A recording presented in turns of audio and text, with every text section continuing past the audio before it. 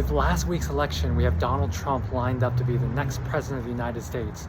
He has been priorly convicted of 34 felony accounts in regards to business and political corruption. He's been found guilty of sexual abuse against a woman, and a bipartisan committee has found him to be the central cause behind the January 6th insurrection against the United States of America. Democracy has basically put a treasonous person, a Benedict Arnold, if you will, into office. The most dominant, widely held view in Western political philosophy is that democracy is the most legitimate form of government. However, I'm going to challenge that in this video by putting forth my own system of government that I believe is more legitimate. My system of government fuses a meritocracy, or rule by the merited, with democracy. So this kind of system is influenced by contemporary Confucian philosophy. So on my view, officials at the end of the day are all democratically elected. However, in order to put your name on the ballot, in order to run for office, you have to pass certain merit requirements, such as a comprehensive criminal background check, as well as passing a competence test to make sure one isn't suffering from mental decline due to old age, where the average age in the US Senate is in the elderly range. Now, I don't claim that my system of government is perfect and always will produce the most virtuous candidates. However, I do argue that compared to democracy, it's more likely to put in place more virtuous decision makers. One argument in favor of my view comes from Plato. And Plato, what I'll be doing is resuscitating this old argument from Plato and giving it a new modern spin. Plato famously was very skeptical of democracy. He thought it was ruled by the ignorant mob, where the ignorant mob is likely to put in place a corrupt and incompetent demagogue. And the social science studies largely show that the people, voters in democracies, are largely ignorant. For example, 75% of voters don't even know the platform positions of the candidates. They don't even know what they're voting for. So Plato argued that, if you're deathly ill, would you go to a medical doctor, or would you ask about medical advice from some average Joe on the street? Well, of course, you would go see a medical doctor.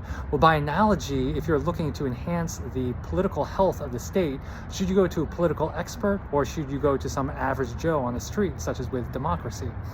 You should go to a political expert. Plato believed in a meritocracy. And so, when we look at my more modern take on this is, when you look at medical doctors, they rightly need education requirements, medical school education, passing difficult standardized tests, have a high GPA.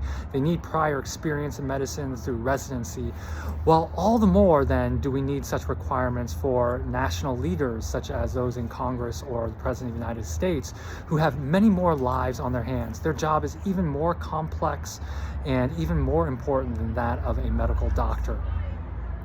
And so when you look at, for example, those who practice law, lawyers, they have a barrage of merit requirements they need to pass in order to be a lawyer. Well, for the more fundamental, more difficult job of making laws, not practicing laws, but making laws, you rightly also should pass certain merit requirements. When you look at a military foot soldier, they need a high school education. There's education requirements. You need to pass an ethics test, amongst other criteria. There are no such merit tests in order to be the President of the United States. So there's more merit requirements to be a foot soldier in the military than to be the commander-in-chief. With a democracy, it might sound nice that everyone has the individual right to vote, the freedom, equality, fairness in getting the vote. However, at the same time, it should come off as scary, dangerous, and ridiculous that the largely ignorant masses have the political power in deciding who gets to be put into office and leading the country. So we need to find a middle ground between meritocracy and democracy. Democracy tends to push away the highly virtuous and those who are most qualified to run for office. However, meritocracy with merit requirements tends to attract the highly virtuous in coming into office. Well, I think we can have our cake and eat it too here. We can have merit requirements in order to get into office, which will attract and make it more likely that the highly virtuous and good decision makers are put into office. And at the same time, we can have our individual right and freedom to vote.